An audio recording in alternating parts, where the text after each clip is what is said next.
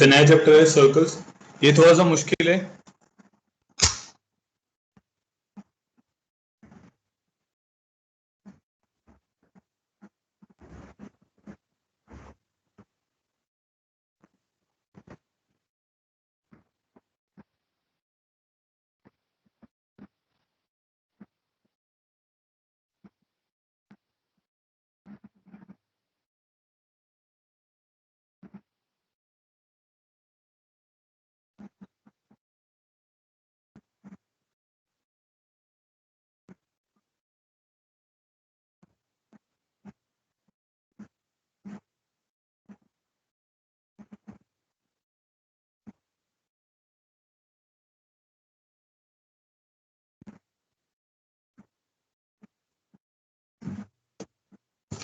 चलो अब ध्यान दे इधर।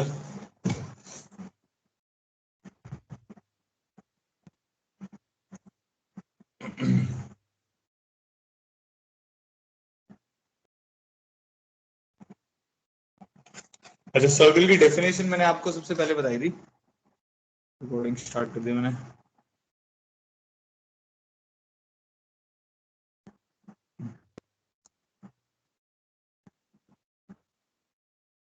डेफिनेशन ऑफ अ सर्कल क्या होती है? It is a locus of a point. It is a locus of a point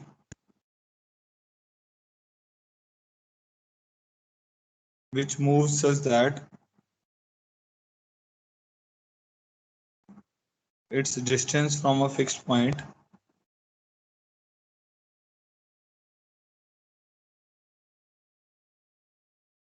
is always constant.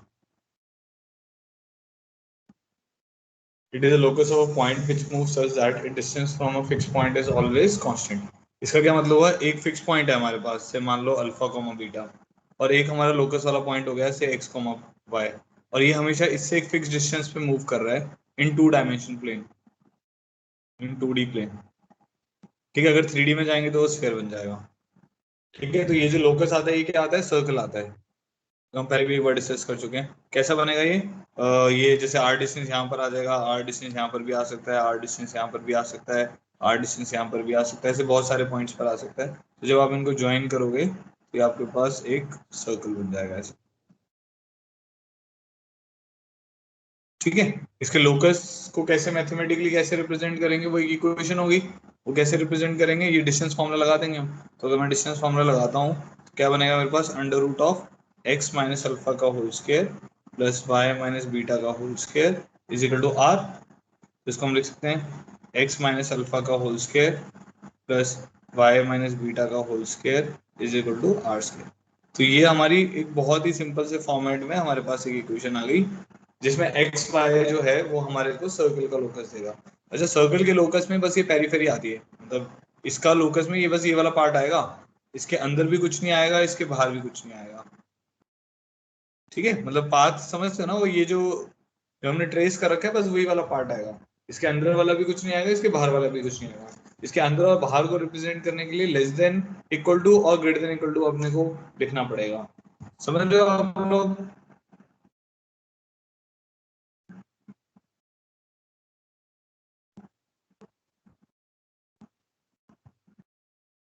ठीक है, अच्छा अब तो लोकस का तो समझ आ गया कि एक्स और वाई हमारे को लोकस रिप्रेजेंट करेगा, जो कि एक सर्कल की इक्वेशन देगा। अच्छा, इसका सेंटर जो होगा वो क्या होगा? Alpha comma beta. तो इस सर्कल का जो सेंटर है वो होगा अल्फा कॉमा बीटा, और रेडियस क्या हो जाएगा इसका? रेडियस हो जाएगा आर। ठीक है, रेडियस आर। तो अगर इस फॉर्मेट में कोई भी इक्वेशन है तो हम डायरेक्टली उसका सेंटर भी निकाल सकते हैं और उसका रेडियस भी निकाल सकते हैं। तो सेंटर आ जाएगा अल्फा बीटा और रेडियस आ जाएगा आर। ठीक है, तो ये इसकी सबसे बेसिक सी फॉर्म हो गई, जिसमें अल्फा बीटा इसका सेंटर है और रेडियस आर है। तो कैसे लिखेंगे? एक्स माइनस अल्फा का whole square plus y minus beta का whole square equal to are square. अब होता क्या है, हमें डिफरेंट डिफरेंट फॉर्म्स की जरूरत पड़ती है। जैसे आपने देखा होगा स्ट्रेट लाइन में भी हमें डिफरेंट डिफरेंट फॉर्म्स की जरूरत पड़ी थी। हमें मतलब उसमें स्लो पॉइंट की भी जरूरत पड़ी थी, टू पॉइंट फॉर्म की जरूरत पड़ी थी, ठीक है, इंटरसेक्ट वाले फॉर्म की भी जरूरत पड़ी थी, पैरामीट्रिक फॉर्म की जरूरत पड़ी थी। और तो डिपेंडिंग अपॉन द क्वेश्चन जो भी हमारी फॉर्म अच्छी लग रही थी हम उसको यूज कर रहे थे, जो भी हमारे को गिवन डेटा था उसके हेल्प से हम उसको यूज कर रहे थे। सिमिलरली यहाँ पर भी ऐसे ही है कि सेंटर अब मतलब हमने क्या, ये तो इसकी बेसिक सी क्वेश्चन हो गई, इसको हमें कन्वर्ट कर करके और बाकी भी बहुत सारी फॉर्म्स में लेकर जाना है। तो अब हम वही करने वाले हैं। सबसे पहले हम बनाएंगे general equation of a circle, क्योंकि वही सबसे इंपॉर्टेंट है। जैसे general equation of a line थी, उसी के हमने सारे रिजल्ट्स याद किए थे, ऐसे ही general equation of a circle. याद है general equation of a line? जैसे x plus b y plus c equal to zero था, तो वो general equation of a line थी। उसमें एक्स इंटरसेप्ट कैसे आया था, वाई को जीरो डाल के, वाई इंटरसेप्ट कैसे आया था, एक्स को जीरो डाल के, ऐसे करके था। तो ऐसे हमने general equation of a circle लिखेंगे। जनरल इक्वेशन में एक चीज होती है कि आप सारे कोफिशिएंट्स को पॉजिटिव रखते हो, मतलब जो आप स्टैंडर्ड इक्वेशन बनाओगे उसमें सारी चीजों को पॉजिटिव रखोगे। तो मैंने क्या किया, ये जो मेरी फॉर्म थी इसको ओपन अप कर दिया। तो ये मेरे पास बन जाएगा x square minus two alpha x plus alpha square, open up कर दूंगा उसको, y square minus two beta y plus beta square is equal to are square. तो मेरी टर्म क्या बन जाएगी, x square plus y square minus two alpha x minus two beta y plus plus alpha square plus beta square minus are square is equal to zero. ये बन जाएगी। तो x square plus y square minus two alpha x minus two beta y plus alpha square plus beta square minus are square is equal to zero. ये term बन जाएगी। ठीक है, ये तो बन गई। अच्छा, अब हमें क्या करना है, इसको जनरल इक्वेशन में कन्वर्ट करना है। तो हम क्या करते हैं, put alpha is equal to minus g and beta is equal to minus f. And ये वाली टर्म क्या बन जाएगी आपकी, alpha square plus beta square minus are square, इसको हम सी मान लेते हैं। तो c is equal to g square plus f square minus are square. ठीक है, तो मेरी इक्वेशन क्या बन जाएगी, एक्स, क्योंकि मेरा कंसर्न क्या था, सारे कोफिशिएंट को पॉजिटिव बनाना। तो x square plus y square plus two g x plus two f y plus c is equal to zero. तो ये मेरी जनरल इक्वेशन ऑफ सर्कल हो गई, जिसका सेंटर क्या होगा। अब सेंटर था अल्फा बीटा, अब कितना हो जाएगा centre, minus g minus F. तो ये हमारा सेंटर हो गया। ठीक है, रेडियस क्या हो जाएगा, आर था रेडियस, यहाँ से हमारे पास आ जाएगा c is equal to g square plus f square minus are square, तो under root of g square plus f square minus c, ये हमारा रेडियस हो गया। तो ये इक्वेशन याद रखना बहुत जरूरी है, उसका सेंटर याद रखना बहुत जरूरी है, उसका रेडियस याद रखना बहुत जरूरी है। ठीक है, तो x square plus y square plus two g x plus two f y plus c equal to zero is the equation of a circle with centre minus g minus f and radius is under root of g square plus f square minus c. ठीक है भाई, यहाँ तक बताओ, सबको all clear हो गया, कोई दिक्कत तो नहीं किसी को भी?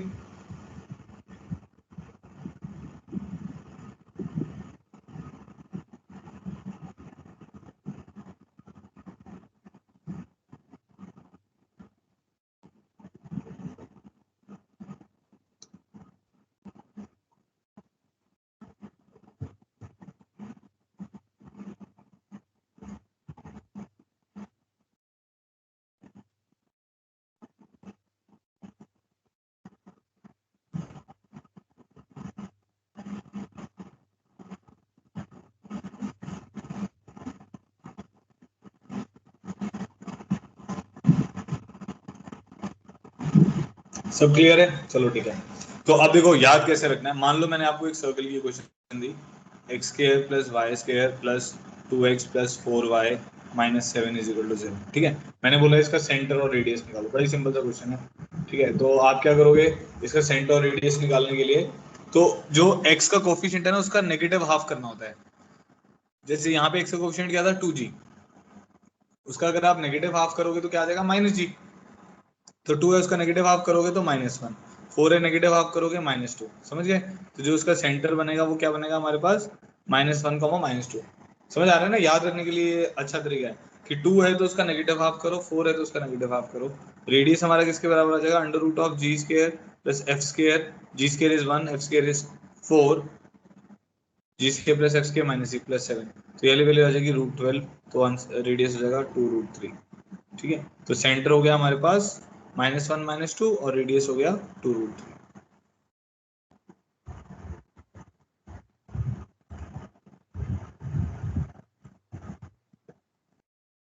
बताओ भाई, कोई कंफ्यूजन है इस बात पे? तो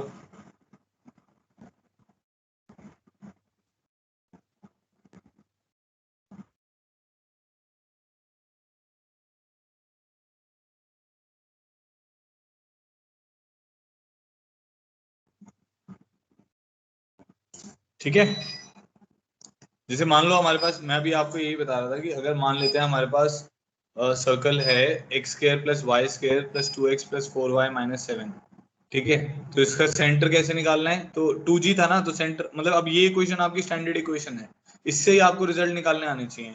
तो जो x का कोफिशिएंट होगा उसका नेगेटिव हाफ लेना है, तो जैसे 2g को अगर आप नेगेटिव हाफ से मल्टीप्लाई करोगे तो माइनस जी मिल जाएगा, 2f को अगर आप नेगेटिव हाफ से मल्टीप्लाई करोगे तो माइनस एफ मिल जाएगा, ठीक है। तो 2g का नेगेटिव हाफ कितना हो जाएगा, -1, तो 2 का नेगेटिव हाफ इज -1, 4 का नेगेटिव हाफ इज -2, तो सेंटर हो गया -1 -2, रेडियस किसके बराबर आएगा, g square plus f square minus c, तो अंडर रूट ऑफ 1 + 4 + 7, तो कितना आ जाएगा, √12, तो 2√3 आ जाएगा, ठीक है।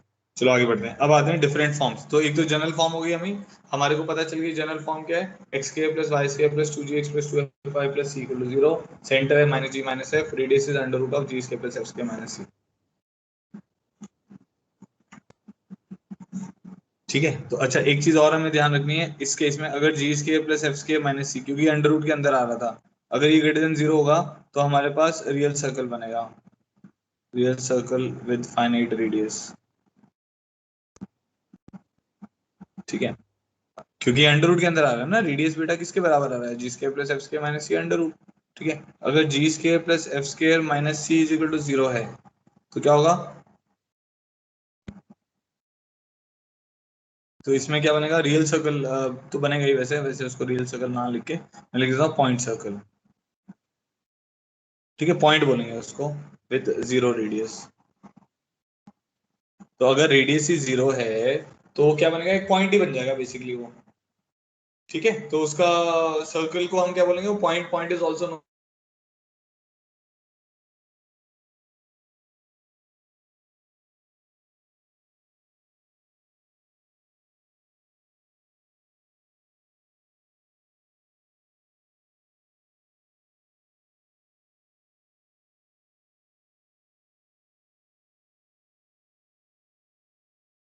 Your voice is not come.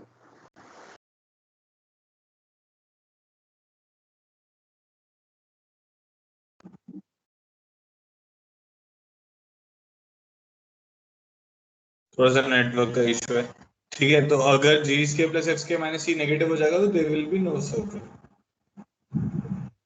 बताओ भाई, ये बात भी समझ आ गई।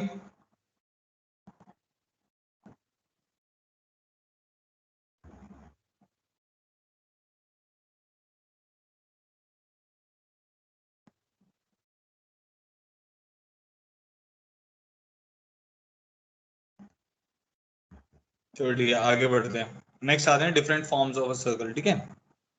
Different forms of equation of a circle.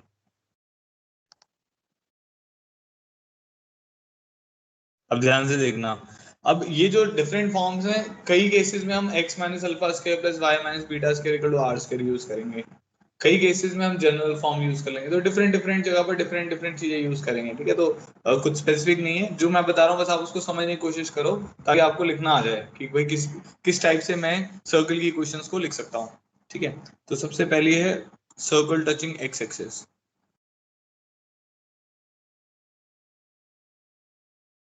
ठीक है। तो हमारे पास है सर्कल टचिंग एक्स एक्सिस, तो मेरे को ऐसे सर्कल की क्वेश्चन लिखनी है जो किसको टच कर रहा है, एक्स एक्सिस को टच कर रहा है,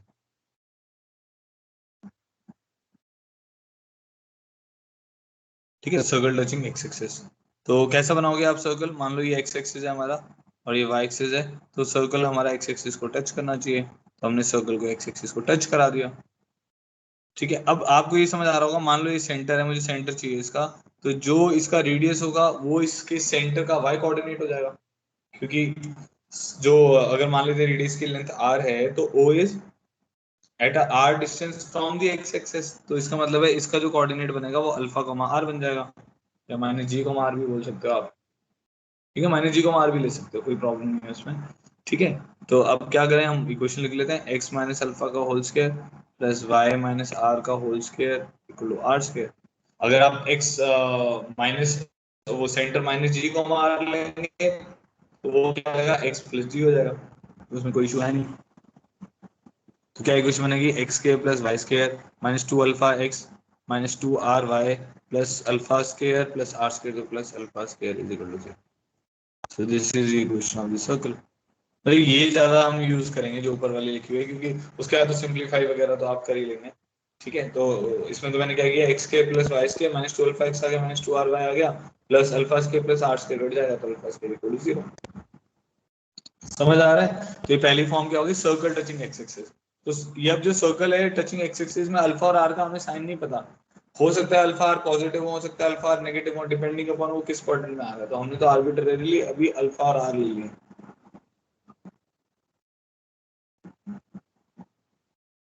मान लो ये बिलो एक्स एक्सिस होता तो हमारा एक्स कोऑर्डिनेट अल्फा होता और वाई कोऑर्डिनेट क्या होता, माइनस आर होता। ठीक है, क्योंकि अगर नीचे एक्स एक्सिस के नीचे तो वाई कोऑर्डिनेट नेगेटिव होता, और क्वाड्रेंट पर भी डिपेंड कर सकता है कि जैसे फोर्थ क्वाड्रेंट में तो एक्स पॉजिटिव है वाई नेगेटिव है, थर्ड क्वाड्रेंट में तो एक्स भी नेगेटिव होगा और वाई भी नेगेटिव, मतलब जो सेंटर के कोऑर्डिनेट्स होंगे दोनों नेगेटिव होंगे। ठीक है, वो तो वैल्यू पुट करने वाली बात है। ठीक है, आप लोग को ये लिखना आ गया होगा। सेकंड करते हैं, second is circle touching y axis.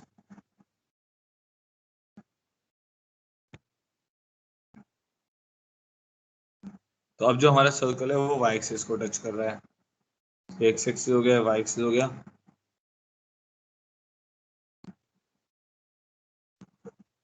हमारा सर्कल ऐसे टच कर रहा होगा, तो ये हमारे पास आ गया अल्फा, मतलब मान लेते हैं इसका सेंटर, रेडियस इसका आर मान लें, तो अगर रेडियस आर मान लेंगे तो ये लेंथ इसकी आर आ जाएगी। ठीक है, तो this will be x coordinate, तो आर को हम बीटा लिख लेते हैं इसको। तो क्या इक्वेशन बनेगी बताओ, एक्स माइनस आर का whole square plus y minus beta का whole square is equal to are square, ये इक्वेशन बन जाएगी। ठीक है, तो सिंपल सिंपल ये ध्यान में रखने के लिए कि अगर मेरा सर्कल वाई एक्सिस को टच कर रहा है तो ये जो लेंथ होगी, ये एक्स लेंथ जो होगी इसकी सेंटर से यहाँ तक वो रेडियस ही तो होगी, क्योंकि वाई एक्सिस इज टेंजेंट।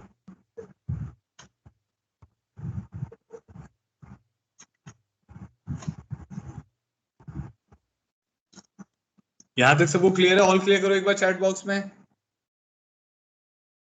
किसी को कुछ नहीं समझ आ रहा तो बताओ, मैं बहुत इजी इजी स्लो स्लो पढ़ा रहा हूँ।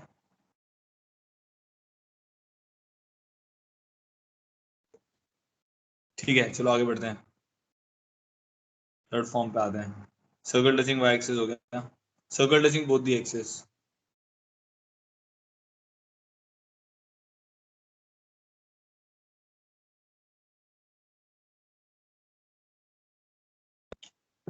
Circle touching both the axis.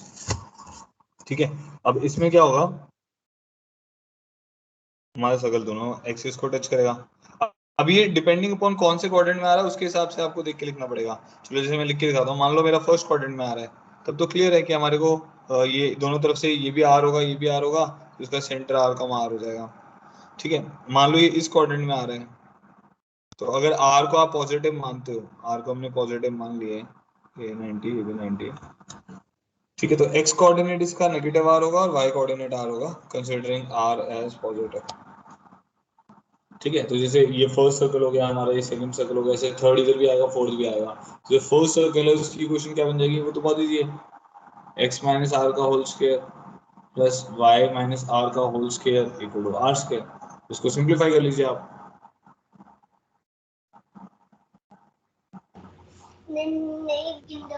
ठीक है,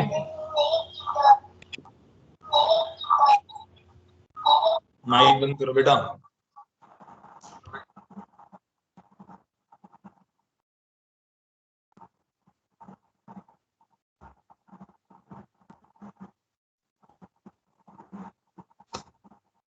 तो नेक्स्ट आ रहे हैं, अब मान लो आप सेकंड वाले का लिख रहे हो, तो उसमें क्या आ जाएगा, एक्स प्लस आर का whole square plus y minus r का whole square equal to are square. Simplify कर लो, इसको ओपन अप कर लो, बस बहुत ही सिंपल सी क्वेश्चन है। ठीक है, क्लियर हो गया ये? चलो आगे बढ़ते हैं। तो ये हमारी कौन सी होगी, थर्ड फॉर्म हो गई। फोर्थ फॉर्म पे आते हैं। फोर्थ फॉर्म है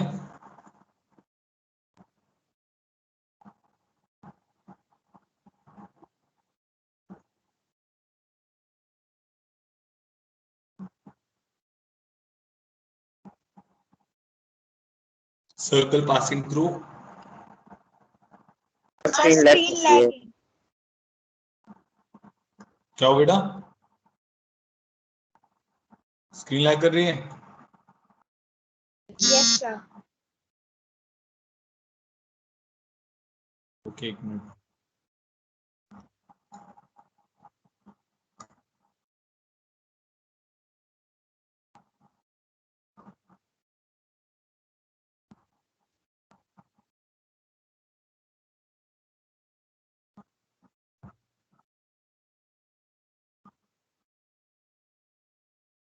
अभी देखो ठीक हो गया होगा स्क्रीन। ठीक है, नेक्स्ट देखो आप, circle passing through 0 0 a 0 and 0 b। ठीक है, अब मेरे को क्या करना है, एक सर्कल को पास कराना है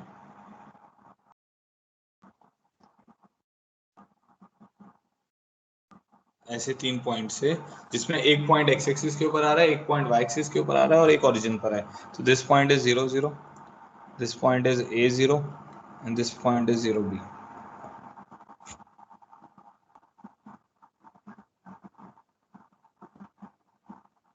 ठीक है, तो अब क्या करेंगे, इसको ज्वाइन कर लेते हैं, तो उससे क्या होगा, सेंटर मिल जाएगा ना हमें।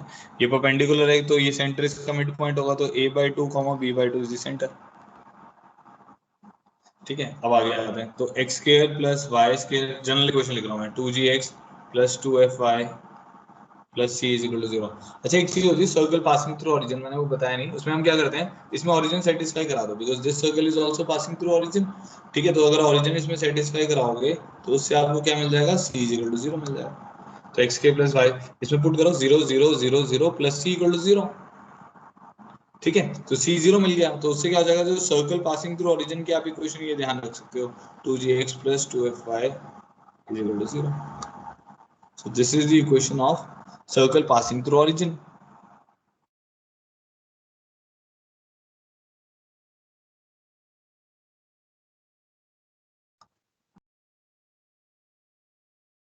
ठीक है, now this circle is also passing through a0 and 0b।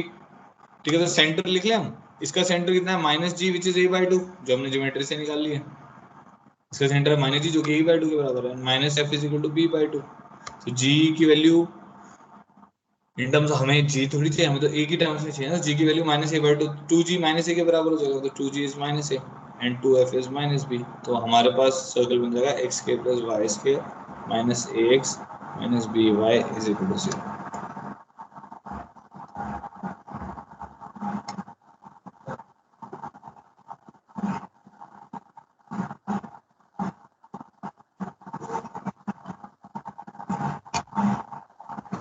अब बताओ यहाँ तक क्लियर है सब लोगों को कि नहीं क्लियर है? ऑल क्लियर करो चैट बॉक्स में। तो ये रिजल्ट याद रखना है अपने को, तो कुछ तो मैं आपको याद करने को बोलूंगा तो वो जरूरी है, क्वेश्चंस में ज्यादा यूज होता है। तो this is a circle passing through 0 0 a 0 0 b। तो इसकी इक्वेशन आ रही है एक्स के plus y square minus x minus B y equal to 0।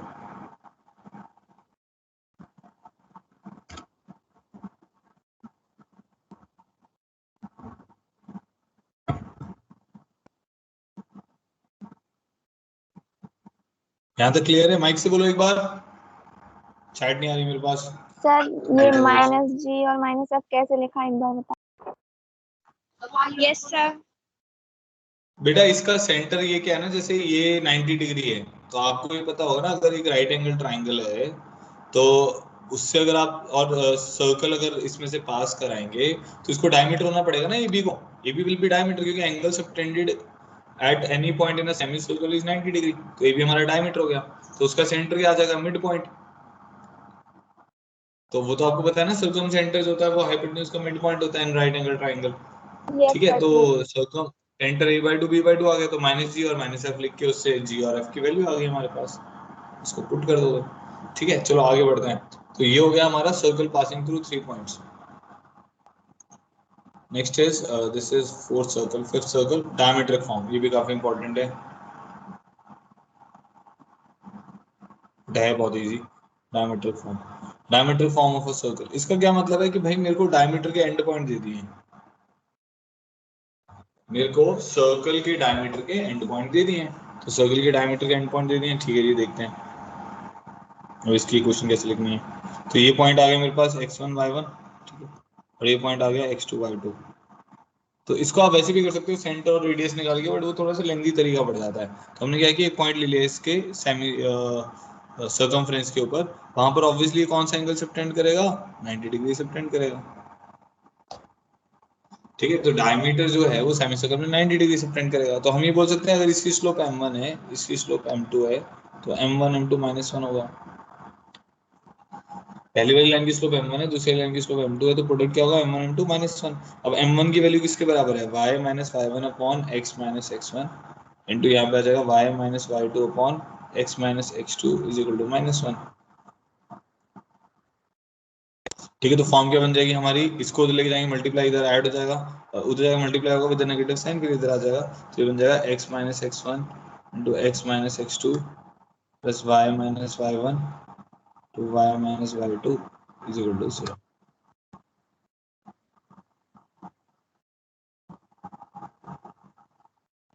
तो x minus x one into x minus x two plus y minus y one into y minus y two is equal to 0। बताओ भाई, समझ आ गया कि नहीं समझ आया? ये याद रखनी है फॉर्म, हमें इसको बोलते हैं डायमेट्रिक फॉर्म।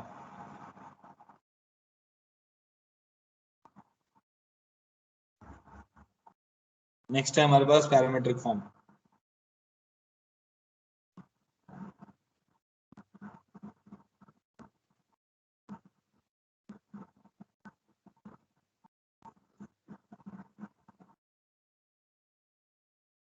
देखो पैरामीट्रिक फॉर्म में क्या होता है, तो मान लो हमारे पास एक सर्कल है जिसका सेंटर है 0 0 और रेडियस है r। तो मान लेते हैं x एक्सिस है, y एक्सिस है। ठीक है, तो अब पैरामीट्रिक फॉर्म का मतलब क्या होता है कि हम एक पैरामीटर इंट्रोड्यूस करेंगे जिसके कारण हम इस कर्व के ऊपर सारे पॉइंट्स को लिख पाए। ठीक है, जैसे हम वहां पे लिखते थे x is equal to x1 plus r cos theta, y is equal to y1 plus r sin theta.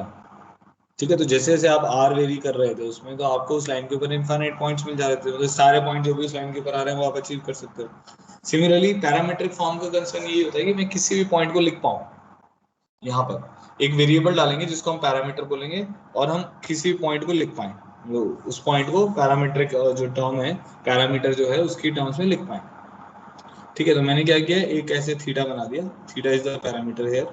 ठीक है, और रेडियस r तो हमारे को पता है कांस्टेंट है। तो अगर ये मान लेते हैं सर्कल की इक्वेशन है x square plus y square is equal to r square. ठीक है, तो r cos थीटा कौन सा, ये जैसे कोऑर्डिनेट अगर x, y है, तो आप जानते हैं x कोऑर्डिनेट क्या होगा, यहाँ से आप परपेंडिकुलर गिरा दो, ये वाली जो लेंथ होगी x ही तो होगी, वो किसके बराबर है, वो r cos थीटा के बराबर है। तो ये जो वर्टिकल लेंथ होगी ये y के बराबर होगी, तो ये किसके बराबर है, ये r sin थीटा के बराबर है। तो x intercept is r cos theta, y intercept is,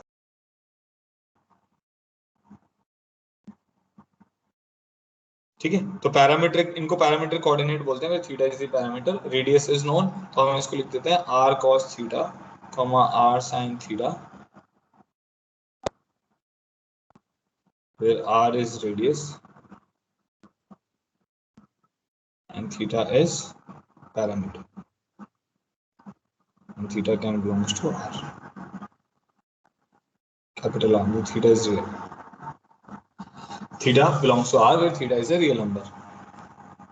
ठीक है, वो रेडियंस में भी हो सकता है, वो डिग्री में भी हो सकता है। यहां तक क्लियर हो गया, कोई कंफ्यूजन किसी को भी?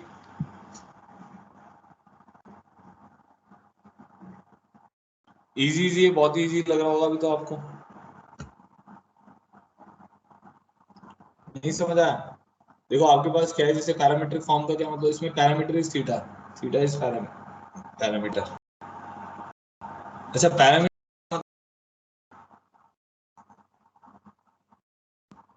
कि हम एक वेरिएबल इंट्रोड्यूस करते हैं जो उस कर्व के ऊपर हमारे सारे पॉइंट्स को बता सके। तो हमने इस केस में वेरिएबल क्या इंट्रोड्यूस कर दिया, थीटा। ठीक है, तो आप देखो अगर थीटा को आप 0 रखोगे तो आपके पास कौन सा पॉइंट आएगा, थीटा को 0 रखो तो r कॉमा 0 आ जाएगा, तो ये वाला पॉइंट हो जाएगा r कॉमा 0। थीटा को पाई 4 रखोगे तो ये वाला पॉइंट हो जाएगा, थीटा पाई 4 होगा, r by root 2 r by root 2 वो इस सर्कल के ऊपर आएगा, कि उसी सर्कल से तो निकाला r cos theta r sin theta. ठीक है, अगर यहाँ पर आ जाएगा तो थीटा कितना हो जाएगा, 90 डिग्री हो जाएगा, तो कोऑर्डिनेट क्या हो जाएगा, 0 r, क्योंकि r cos 90 और r sin 90, तो आप जानते ही हो r cos 90 is 0, r sin 90 is 1। ठीक है, तो थीटा उस पैरामीटर के कारण इस कर्व के ऊपर आपको सारे पॉइंट्स मिल सकते हैं। ठीक है, तो पैरामीटर कोऑर्डिनेट्स क्या हो गए, r cos theta r sin theta, where theta is a parameter, r is radius, बस। यहाँ से भी थीटा को एलिमिनेट करना बहुत आसान है, r cos theta r sin theta है, तो x के मतलब स्केलिंग बोथ साइड्स करो तो थीटा एलिमिनेट हो जाएगा। ठीक है, नेक्स्ट आता है, नेक्स्ट पॉइंट इज, ये हमारी डिफरेंट फॉर्म्स ऑफ इक्वेशन हमारी खत्म हो गई। ठीक है, अब नेक्स्ट आते हैं intercept.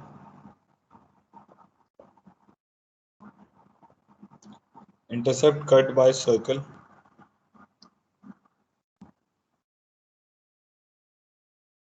on x-axis and y-axis. Intercept cut by circle on x-axis and y-axis. तो किस सर्कल की हम बात कर रहे हैं? जो हमारा जर्नल सर्कल है. तो जर्नल सर्कल की इक्वेशन लिख लेते हैं. x square plus y square plus 2gx plus 2fy plus c is equal to 0. ठीक है. मान लो ये अब जो जर्नल सर्कल है ये एक्स एक्सिस को कट कर रहा है. तो ये एक्स एक्सिस को कट कर रहा है दो पॉइंट पे से ए एंड बी. तो ये ए बी जो है ये मेरा एक्स इंटरसेप्ट है. तो वो एक्स इंटरसेप्ट में निकालना चाहता हूँ.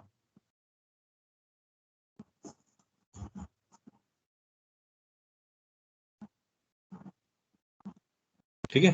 तो एक सर्कल है हमारे पास, वो एक्स एक्सिस को कहाँ पे कट कर रहा है? ए और बी पे कर रहा है. तो ये ए बी क्या हो जाएगा हमारा? X intercept. ठीक है. तो एक्स इंटरसेप्ट निकालने के लिए अब क्या करेंगे? Put y is equal to 0. y को 0 पुट कर दो, क्योंकि भाई इसकी इक्वेशन होती है y इक्वल टू 0, तो उससे पॉइंट ऑफ इंटरसेक्शन मिल जाएंगे. y को 0 पुट करेंगे तो आ जाएगा x square plus 2gx plus c is equal to 0.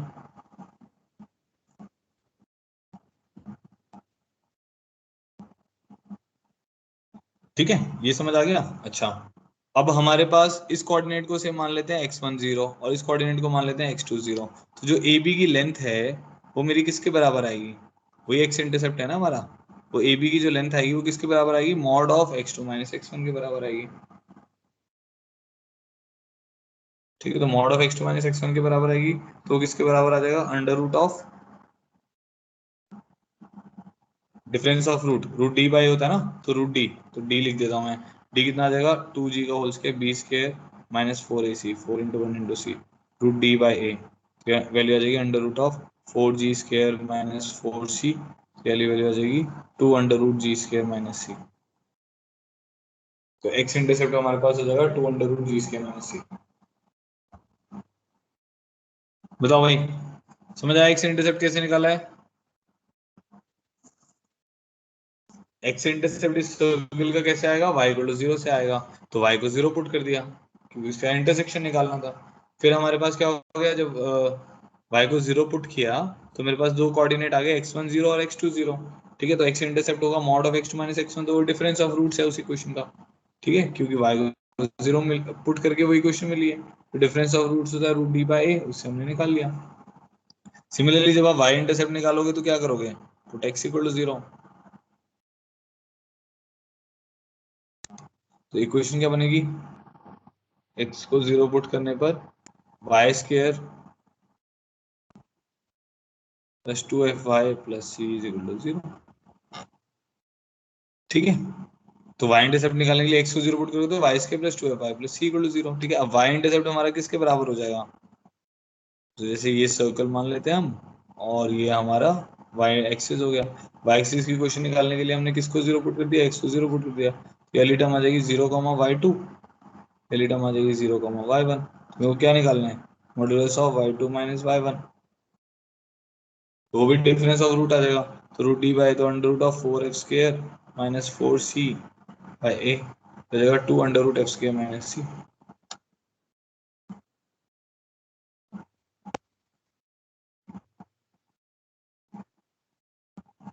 ठीक है. समझ आया? तो एक्स इंटरसेप्ट हमेशा याद रखो, याद रखने वाली बात है. एक्स इंटरसेप्ट सर्कल के लिए, जनरल सर्कल के लिए किसके बराबर आता है? 2 under root g square minus c. और वाई इंटरसेप्ट किसके बराबर आता है? 2 under root f square minus सी.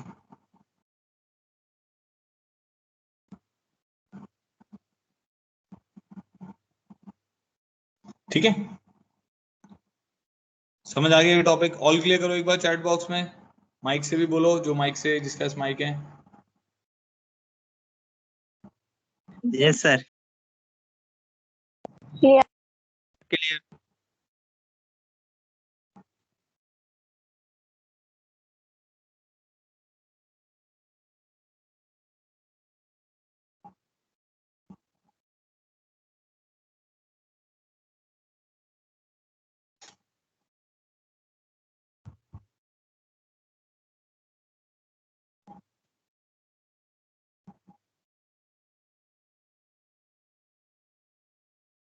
अच्छा, जब भी अंडर रूट आ जाता है ना, एक चीज और, जैसे इसमें जी square minus c under root के साथ आ गया, तो मैं ये बोल सकता हूँ कि जब जी स्क्वायर माइनस सी पॉजिटिव होगा तो हमारा रियल इंटरसेप्ट बनेगा. मतलब वो जो सर्कल है वो दो पॉइंट पे इंटरसेक्ट करेगा.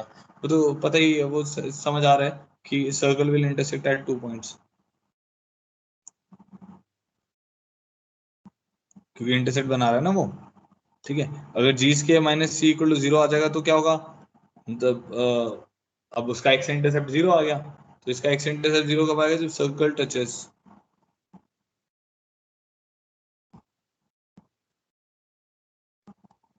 ठीक है, अगर g square minus c negative आ गया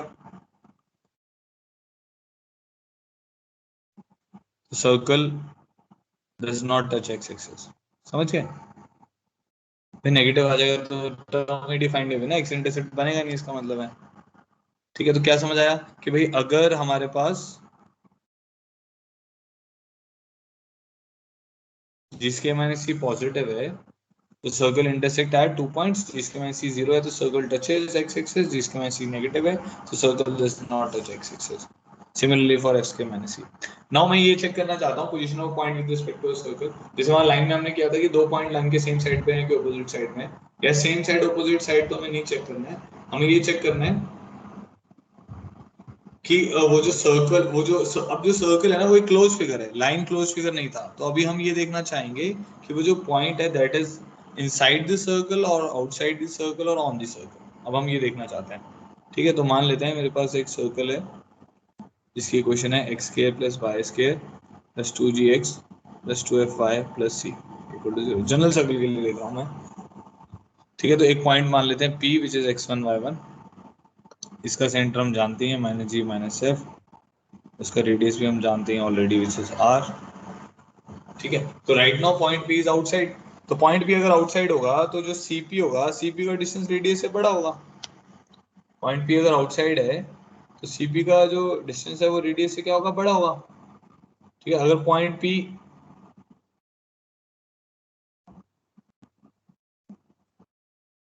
एक मिनट, हाँ, अगर पॉइंट पी आउटसाइड है तो सीपी का जो डिस्टेंस होगा वो रेडियस से बड़ा होगा। अगर पॉइंट पी इनसाइड है तो सीपी का डिस्टेंस रेडियस से छोटा होगा। Point P is on the circle then CP is equal to radius. ठीक है, तो अभी क्या है, पॉइंट पी इज आउटसाइड, तो केस बना लेते हैं इफ पी इज आउटसाइड।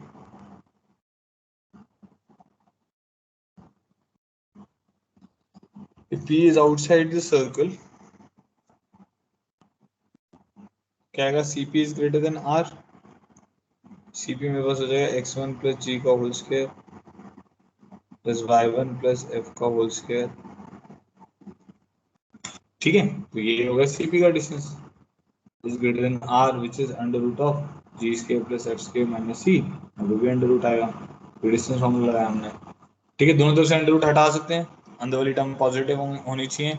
तो x1 square plus y1 square plus 2g(x1) plus 2f(y1), ठीक है, plus g square plus f square. इधर क्या बन जाएगा, this is greater than g square plus f square minus c. तो g square plus f square दोनों तरफ से कट जाएगा, सी को हम इस तरफ ले आते हैं तो मेरे पास आ गया x1 square plus y1 square plus 2g(x1) plus 2f(y1) plus c is equal to 0। C is greater than 0, sorry, not equal to 0, this is greater than 0। ठीक है, तो यहाँ से क्या समझ आ गया हमारे पास कि ये वाली जो, इसको हम बोलते हैं S1। अच्छा, तो सर्कल की क्वेश्चन है, जैसे मैंने S लिखा हुआ है ना, S लिखने का मतलब होता है ये वाला जो लेफ्ट हैंड साइड वाला टर्म है, इसको S बोला जाता है। समझ गए सब लोग, ये भी बहुत जगह यूज होने वाला है, बहुत जगह हम S1 लिख देते हैं, S लिख देते हैं, SS equal to T square लिख देते हैं, ऐसे बहुत सारी टर्म लिखेंगे, SS1 equal to T square, T equal to S1। ठीक है, तो S का मतलब होता है जो अपना जनरल सर्कल है उसमें आप लेफ्ट हैंड साइड में सारी टर्म ले आए, और जो जो टर्म है x square plus y square 2gx 2f plus c, इस टर्म को हम S बोलते हैं। ठीक है, S1 का मतलब होता है जो भी पॉइंट अंडर कंसिडरेशन है वो आपने S में डाल दिया, तो x1 square plus y1 square plus 2gx1 plus 2f(y1) plus c। तो ये हमारा होता है S1। S हो गया x square plus y square plus 2gx plus 2f(y) plus c। S1 हो गया x1 square plus y1 square plus 2gx1 plus 2f(y1) plus c। ठीक है, तो ये वाली टर्म मेरी क्या हो गई, S1 इज ग्रेटर देन 0। तो if point P is outside the circle S1 is greater than 0। ठीक है, तो हमने क्या कंक्लूड किया, if point P is outside the circle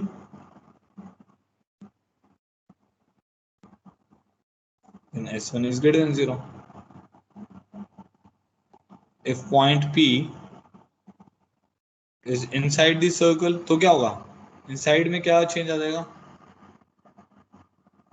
तो ये लेस देन आर हो जाएगा, यहाँ पे लेस देन, यहाँ पे लेस देन, तो उसमें क्या हो जाएगा, S1 is less than 0।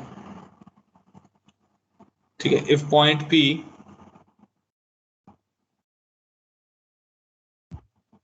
on the circle then S1 is equal to 0। तीन इंफॉर्मेशन हमें मिल गई। The point P is outside the circle, then S1 is greater than 0. Point P is inside the circle, then S1 is less than 0. Point P is on the circle, then S1 is equal to 0. ठीक है, clear हो गई, ये वाली बात clear हो गई।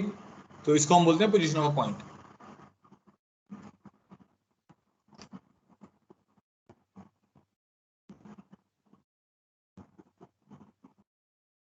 ठीक है, नेक्स्ट आता है मैक्सिमम। नेक्स्ट कुछ टॉपिक्स हैं, उसके बाद ही हम क्वेश्चंस कर पाएंगे। तो maximum and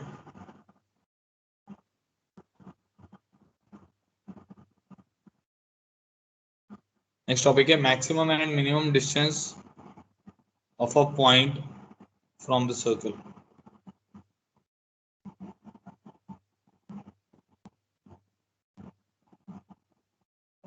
maximum and minimum distance of a point from the circle.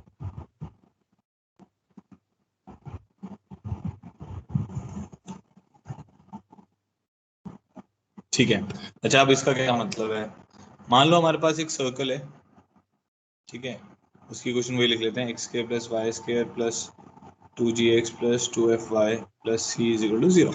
ठीक है, तो इसका सेंटर मान लिया हमने -g -f, और रेडियस हमारे पास है r मान लेते हैं, which is under root of g square plus f square minus c।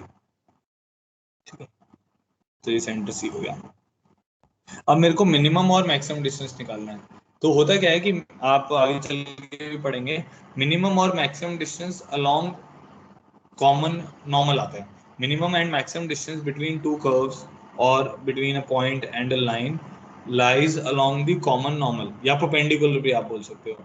जैसे मान लो कि मेरे पास ये पॉइंट P जो है आउटसाइड है, अभी पॉइंट P आउटसाइड मान लेते हैं। ठीक है, तो इसका जो मिनिमम डिस्टेंस आएगा या मैक्सिमम डिस्टेंस भी आएगा, वो अलोंग द कॉमन नॉर्मल आएगा, या बिटवीन पैरेलल टेंजेंट्स होता है। तो ये दो चीजें बोलते हैं, कॉमन नॉर्मल या बिटवीन पैरेलल टेंजेंट। अच्छा, अब सर्कल के लिए नॉर्मल क्या है, किसी भी पॉइंट पे अगर आपने टेंजेंट ड्रॉ कर दिया, जैसे ये टेंजेंट ड्रॉ किया हुआ है, इस पे आप परपेंडिकुलर लाइन ड्रॉ कर दो इसी पॉइंट ऑफ कांटेक्ट पे, उसको हम नॉर्मल बोलते हैं।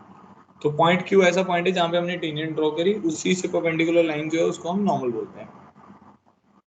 ठीक है, तो minimum and maximum distance lie along the common normal. तो इसको अगर जैसे मैं मान लो इसको ए और बी का नाम दे देता हूँ, तो ये मेरा ए हो गया और ये मेरा बी हो गया।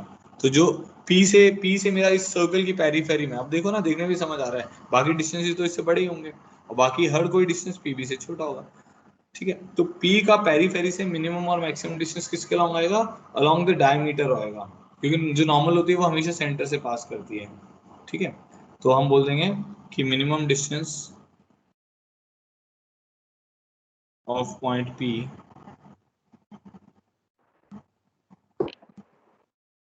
from periphery of circle is AP। ठीक है, अब AP निकलेगा कैसे, तो CP पता है, CP is distance between the point P and circle।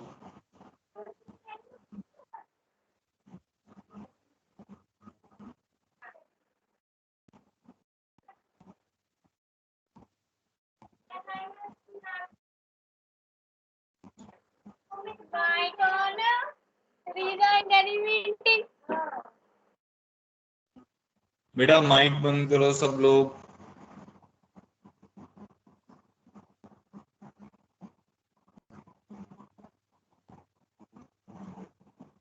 देखो, minimum distance of a point P from the periphery of a circle is AP।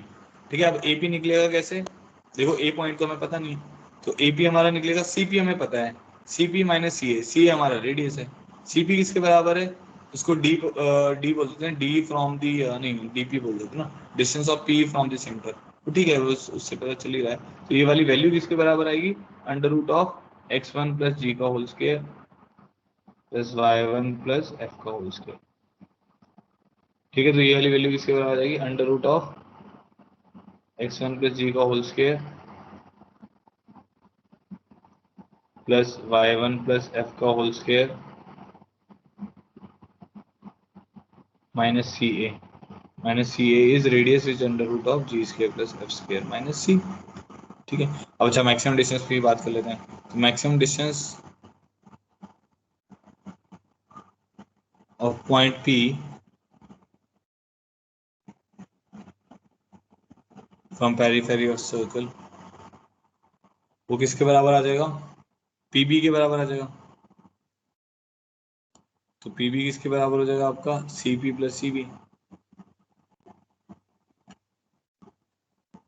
अब सीपी इस केस में क्या हो गया? सेंटर से ये डिस्टेंस हो तो वो सेम ही है, CP same x1 plus g का whole square plus y1 plus f का होल स्क्वायर। ठीक है, plus BC is radius, BC is radius under root of g square plus f square minus c. बताओ भाई, समझ आ गया? Okay, एक बार मैं रिपीट कर रहा हूँ।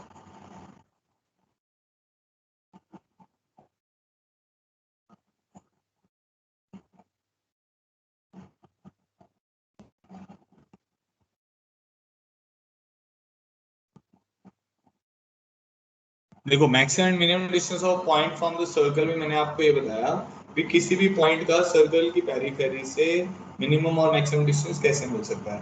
कैसे मिल सकता है? वो अराउंड दी लाइन मिल सकता है जो कि सेंटर से पास करेगी, तो उसको हम नॉर्मल बोलते हैं। तो minimum and maximum distance always lie along the common normal. ठीक है, तो हमने क्या किया, पी पॉइंट हमें पता है, सेंटर पता है, हमें सर्कल की क्वेश्चन पता होगी तो सेंटर और रेडियस तो हमें पता ही होगा। तो हमने जो एक डायमीटर बनाया उसमें मिनिमम डिस्टेंस इस पेरिफेरी से कितना हो गया? एपी। तो मैक्सिमम डिस्टेंस कितना हो गया? पीबी। अब एपी कैसे निकलेगा? एपी निकलेगा सीपी माइनस सी ए से, तो सीपी माइनस सी ए से हमें एपी मिल गया। ठीक है, और सीपी प्लस सीबी से क्या मिल जाएगा? सीपी प्लस सीबी से हमें मैक्सिमम डिस्टेंस मिल जाएगा उसका पेरिफेरी से। तो सीपी के इसके बराबर है इस पॉइंट का इससे डिस्टेंस, तो under root of x1 plus g का whole square y1 plus f का होल स्क्वायर। उसमें से रेडियस सी ए रेडियस है, सीबी भी रेडियस है, से रेडियस सब्ट्रैक्ट करोगे तो मिनिमम डिस्टेंस मिल जाएगा, क्योंकि CP minus C A P दे देगा हमें, और सीपी प्लस सीबी हमें पी भी दे देगा, वो मैक्सिमम डिस्टेंस मिल जाएगा। समझ आ गई ये वाली बात? अब सबको क्लियर हो गया? कोई कंफ्यूजन तो नहीं है? एक बार बताइए चैट बॉक्स में, ऑल क्लियर करो एक बार।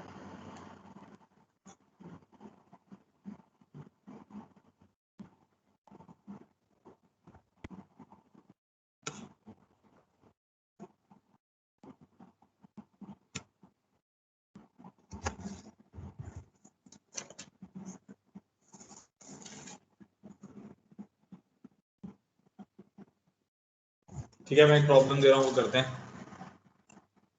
फिर थ्योरीज की कल से स्टार्ट करेंगे और कुछ प्रॉब्लम कर लेते हैं। The circle x square plus y square minus 6x minus 10y plus c is equal to 0 does not intersect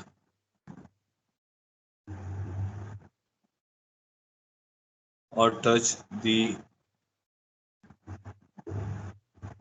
coordinate axis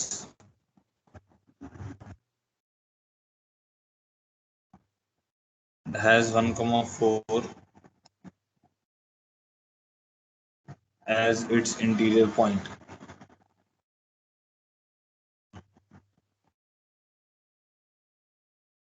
Find exhaustive range of C.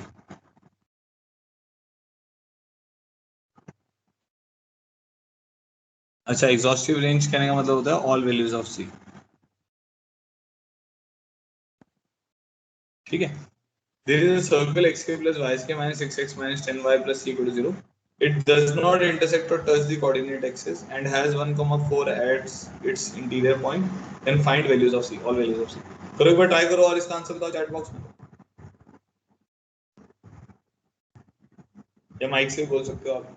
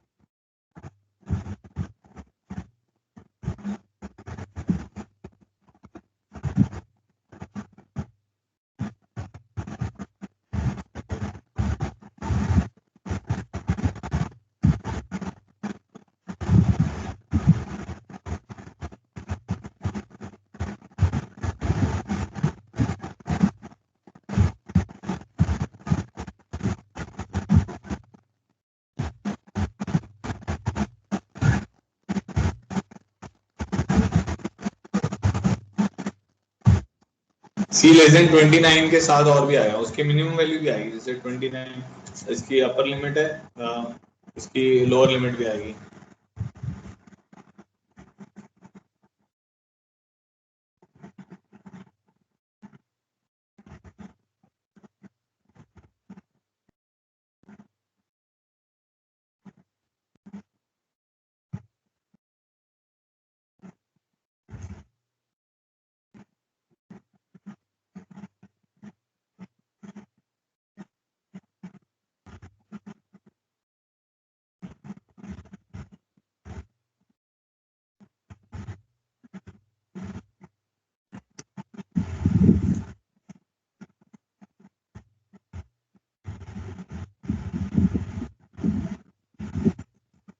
देखो पहली कंडीशन तो क्या है, 1,4 इज इनसाइड, तो 1,4 इज इनसाइड मतलब s of 1 s1 बोलते हैं उसको ना, पॉइंट जब उसमें पुट कर देते हैं तो s1 शुड बी नेगेटिव। अभी तो बताया था पॉइंट अगर इनसाइड होगा तो क्या करेंगे, s1 नेगेटिव करेंगे, पॉइंट आउटसाइड होगा तो s1 ग्रेटर देन 0 करेंगे। तो पुट करो पॉइंट इसमें 1, तो 1 + 16 - 6 - 40 + c इज लेस देन 0। ठीक है, तो इससे क्या वैल्यू आ जाएगी, याद आ रहा है 40, ये हो गया 10 है ना, तो -30 + 1 -29, तो c लेस देन 29 आ जा रहा है। तो ये तो आपने कर दिया, बट बेटा आप खुद थोड़ा सा दिमाग लगाओ, इससे तो क्या मेक श्योर हो रहा है, इससे ये मेक श्योर हो रहा है 1,4 इज इनसाइड, तो आपने ये काम मेक श्योर किया इट डज नॉट टच और टच द कोऑर्डिनेट एक्सिस, ये भी तो आपको मेक श्योर करना है कि it does not touch the coordinate axis. ठीक है, तो जैसे इसका सर्कल का जो सेंटर आ रहा है वो क्या आ रहा है, सेंटर देखो 3,5 आ रहा है।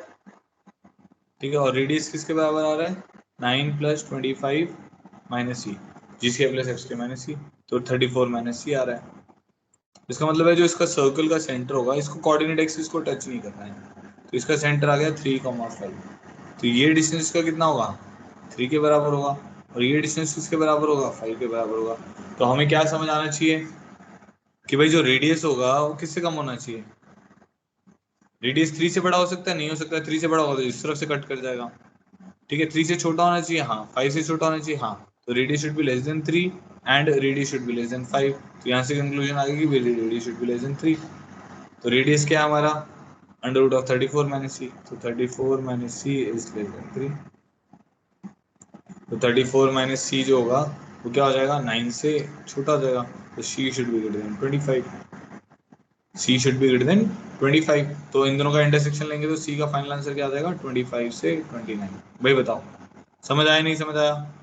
हमें दो कंडीशन लगानी पड़ेंगी, एक तो कि भाई पॉइंट इज इनसाइड, दूसरा कि वो जो सर्कुलर कोऑर्डिनेट एक्सिस को टच नहीं कर रहा है।